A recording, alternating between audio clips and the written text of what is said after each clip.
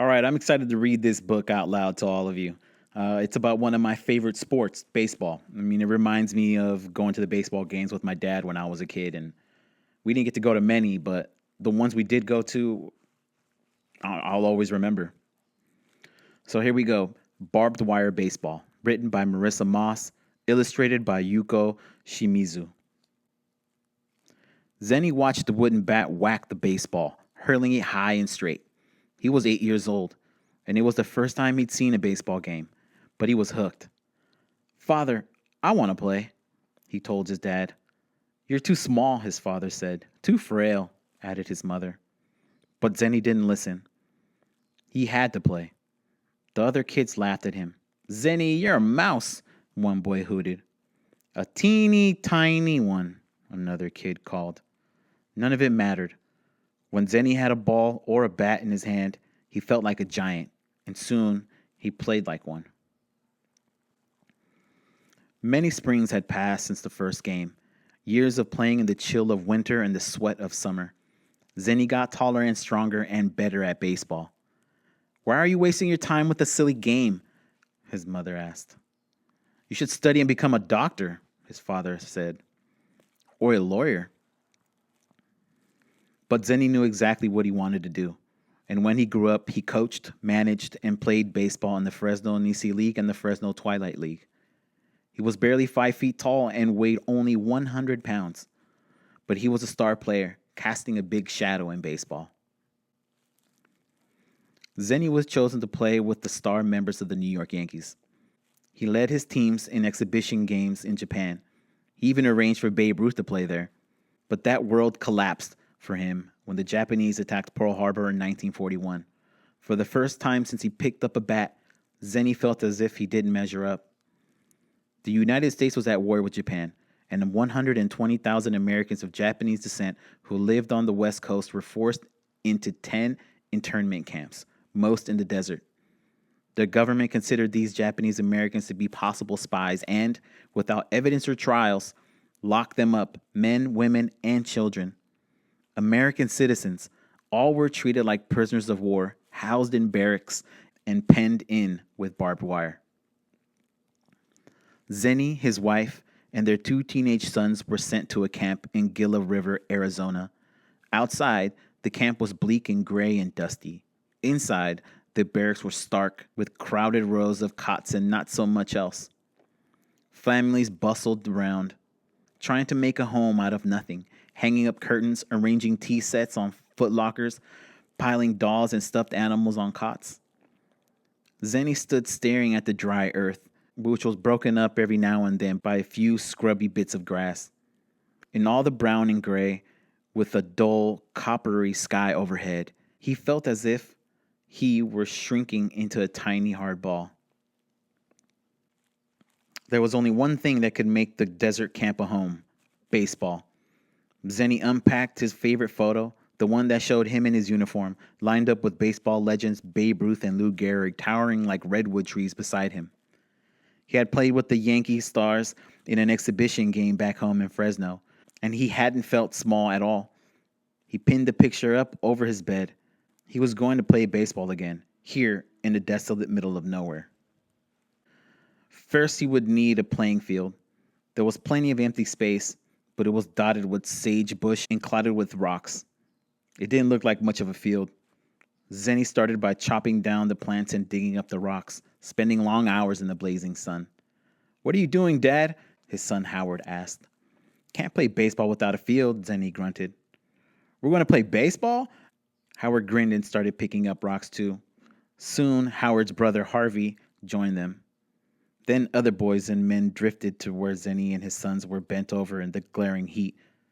By the end of the day, dozens of people were working on the field, not planting a crop but unplanting, making a ground a smooth surface. Once the brush and the biggest rocks had cleared, Howard and Harvey were ready to set up the bases.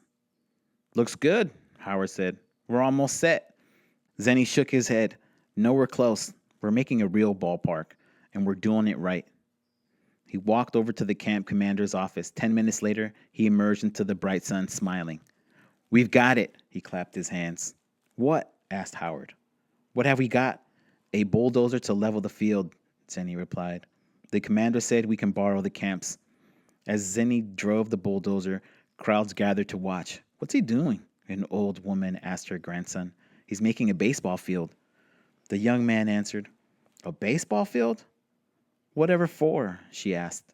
Her son smiled. So we can play. Once the ground had been smoothed, Harvey brought out his bat and baseball. Now we can play, right? He asked. Zenny shook his head. He still wasn't satisfied.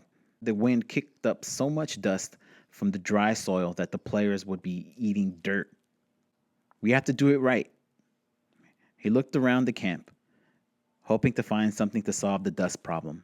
Then he got an idea. He diverted an irrigation line to the field and flooded it with water. Once the heat had dried the ground, the dirt was baking its clay, a clean, hard surface without all the dust. Now, Dad? Asked Howard, tossing a ball between his hands. It looks great. Almost, Zenny answered. But we're not there yet. The irrigation line gave Zenny another idea. He laid pipe from the laundry room to the field and planted grass in the infield and quick-growing castor beans along the edge of the outfield. The pipe fed water to the plants, and soon the clay and grass took on the shape of a baseball field with the castor beans fence. Zenny smiled.